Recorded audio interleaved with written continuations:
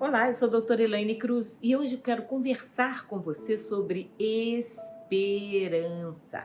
Num mundo tão caótico, tão complexo, com tantas pessoas ansiosas, desesperadas por tantas situações, a falar de esperança é falar sobre refrigério. Exatamente isso. Eu quero ler uma passagem linda que está no livro de Jó, capítulo 14, de 7 a 9, que diz assim: para a árvore, pelo menos a esperança.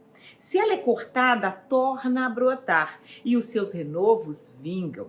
Suas raízes poderão envelhecer no solo e seu tronco morrer no chão. Ainda assim, com o cheiro da água ela brotará e dará ramos como se fosse uma muda plantada. Todos nós já andamos por alguns lugares e é muito triste às vezes a gente ver uma árvore frondosa, bonita, que leva anos para crescer, derrubada por conta de uma tempestade ou por conta de uma ação humana. Mas também já vimos aquela árvore que tem o seu tronco cortado quase rente ao chão.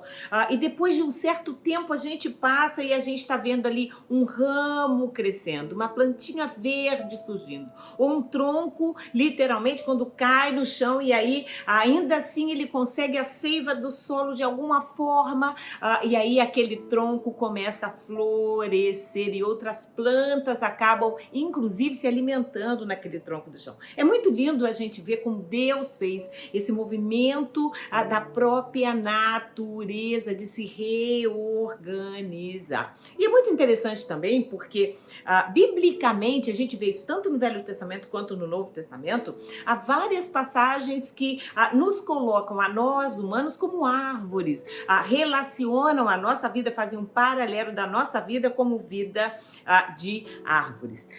Jeremias, profeta Jeremias, capítulo 17, de 5 a 8, tem uma passagem que eu gosto e você talvez conheça, que diz assim: assim diz o Senhor, maldito é o homem que confia nos homens, que faz da humanidade mortal a sua força, mas cujo coração se afasta do Senhor. Ele será como um arbusto no deserto, não verá quando vier algum bem. Habitará nos lugares áridos do deserto, numa terra salgada, onde não vive ninguém. E esse texto fala de uma pessoa que, sem Deus, que confia em si mesma, é como se ela passasse a vida inteira num deserto árido. Mesmo quando vem coisas boas, ela não consegue ter a satisfação plena. Mas esse texto segue dizendo assim: mas bendito é o homem cuja confiança está no Senhor, cuja confiança nele está. Ele será como uma árvore plantada junto às águas e que estende as suas raízes até o ribeiro.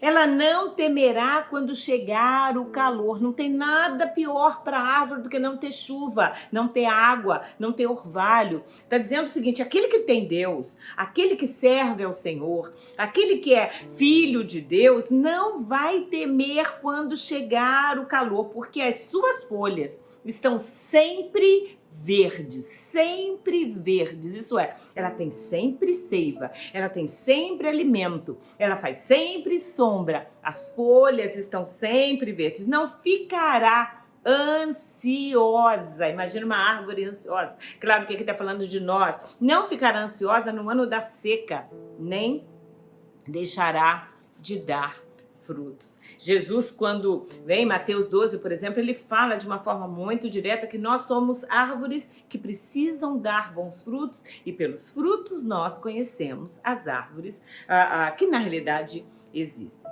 A boa notícia é que mesmo para nós, árvores cortadas, lançadas, feridas, machucadas, arrancadas, há esperança. E essa passagem que nós lemos, lá de Jó 14, ela fala de 3 situações muito específicas. A primeira diz pra gente que há esperança quando somos surpreendidos e machucados. Há esperança quando ela é cortada, porque ela torna a brotar e os seus renovos vingam. Quando situações ruins nos acontecem. Divórcio, traição da confiança de uma pessoa que a gente julgava que era amigo, morte, falência, doenças, calúnias, filho nas drogas, casamento em crise, quando algo acontece, quando é cortada a nossa alegria, quando a impressão que a gente tem é que a gente perde o chão, ainda assim a Bíblia diz, ela tornará a brotar. Imagina Moisés, 40 anos mora num palácio, quando ele é expulso e ele é fugido, ele foge, aí ele fica 40 anos no deserto achando, meu Deus, já tenho 80 anos, não tem mais nada para mim, vou morrer aqui no meio desse deserto.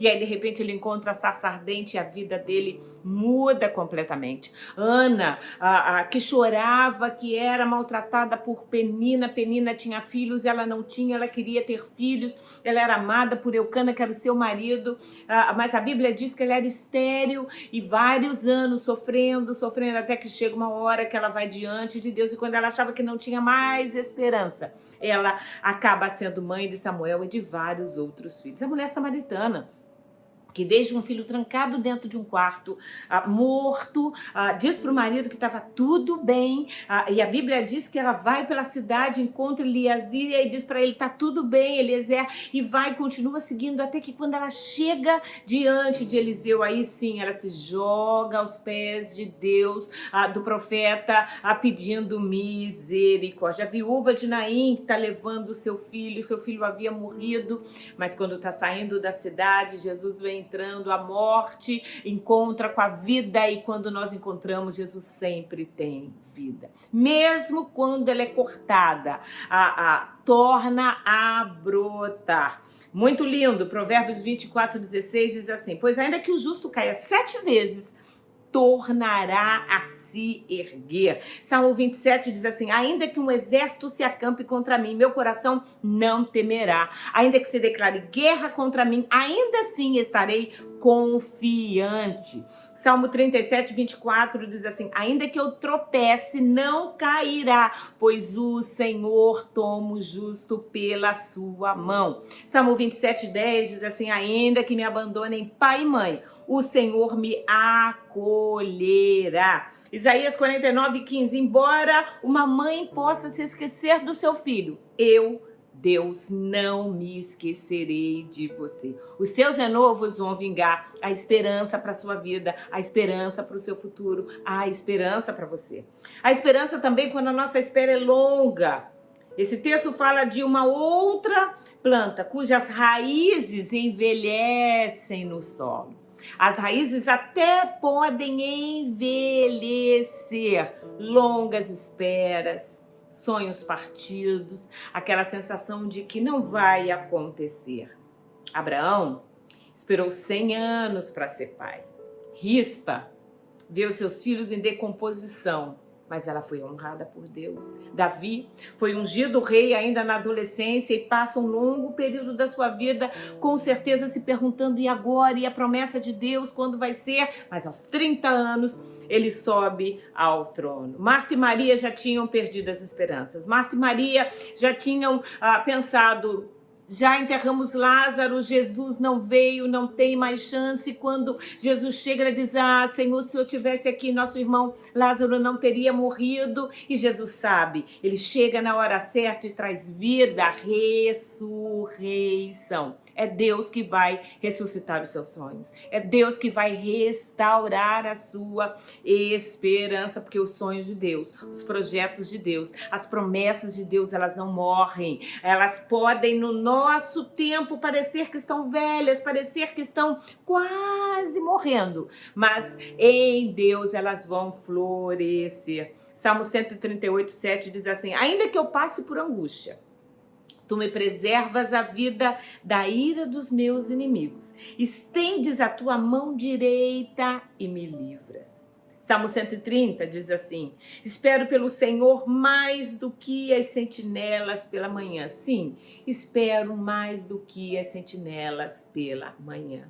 Romanos 15 diz assim, que o Deus da esperança, o nosso Deus é o Deus da esperança, os encha de toda alegria e paz por sua confiança nele, para que vocês transbordem de esperança. Então nós confiamos em Deus, nós depositamos a nossa fé em Deus, e esse Deus de esperança nos faz transbordar de alegria e paz pelo poder do Espírito Santo que habita em nós. Então, em nós, o Espírito Santo que habita em nós, ele nos promove poder para que a gente possa se encher, abundar de alegria e paz, porque nós cremos no Deus da esperança que nos enche de esperança. Que linda é a palavra de Deus.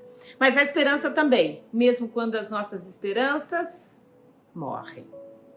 Porque a esperança é para aquela árvore, mesmo quando o seu tronco morrer no chão. Às vezes a gente não vê saída. Às vezes a gente olha de um lado do outro e parece que ao invés das coisas melhorarem, elas só pioram.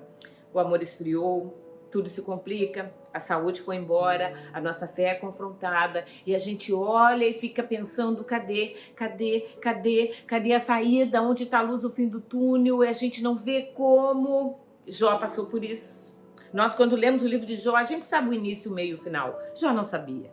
Mas Jó perseverou, apesar da esperança ser contra a esperança. Davi perseverou, Jeremias perseverou, Sansão, mesmo ciente de que tinha sido pecador, que tinha errado contra Deus, ora a Deus já com seus olhos furados no meio dos inimigos, e Deus honra Sansão, mesmo ali na hora da sua morte. Isaías 43, nós lemos assim: quando você atravessar as águas, eu estarei com você. E quando você atravessar os rios, eles não o encobrirão. Quando você andar através do fogo, aleluia, você não se queimará. Lembre de Sadraque, Mesaque e Abednego. O quarto homem estava com eles na fornalha. O quarto homem está do seu lado, ele não sai. As chamas não o deixarão em brasas. Mas ainda assim, mesmo quando o tronco envelhecer e morrer no chão, a Bíblia diz lá no versículo 9 de Jó 14, ainda assim, com o cheiro das águas, aleluia, ela brotará e dará ramos como se fosse uma muda plantada. Ainda assim, com o tronco cortado. Ainda assim, mesmo que você esteja desviado, mas você volta para Jesus. Ainda assim, mesmo você estando errado, com o tronco apodrecido, envelhecido na esperança, sem ver saída, seco, triste, perdido, angustiado, ansioso, morto com os seus sonhos e os seus projetos, com a família quebrada, com o passado errado, com um monte de coisas que você precisa consertar, aos cheiros das águas, da água que é Jesus Cristo, você brotará. Mas sabe o que é mais lindo? João 4 de Jesus diz assim: quem beber da água que eu lhe der nunca mais terá sede. Pelo contrário, a água que eu lhe der se tornará nele uma fonte de água a jorrar para a vida eterna. A gente não tem só a água, que é a palavra de Deus, que a gente ouve quando vai ao templo, que a gente estuda em casa, mas a gente tem uma fonte de água dentro de nós, o Espírito Santo jorrando em nós, uma fonte que jorra para a vida eterna.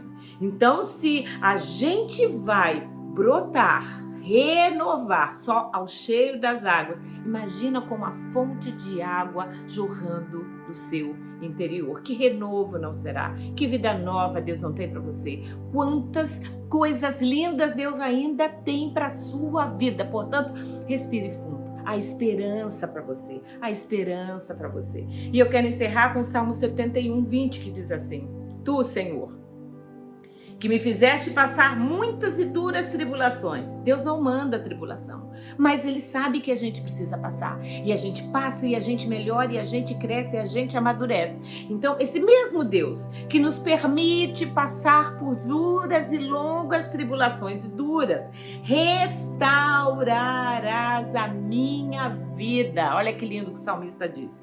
E das profundezas da terra, mesmo quando ninguém mais vê nada, mesmo quando a gente olha e não tem mais nada, das profundezas da terra, de novo me farás crescer, de novo me farás subir. Então, se você estiver como uma planta, como uma árvore, que a gente olha e está completamente devastada, a gente tem um Deus que dá profundeza, o poder que só Ele pode fazer, vai restaurar a sua vida e fazer com que você cresça novamente, com que você se eleve novamente, com que você seja abençoado novamente em todas as áreas da sua vida. Portanto, há esperança para você. A nossa esperança está em Deus, sempre firmada nele. Ele é a esperança da nossa alma, ele é sempre, sempre será a razão maior da nossa esperança. Deus te abençoe.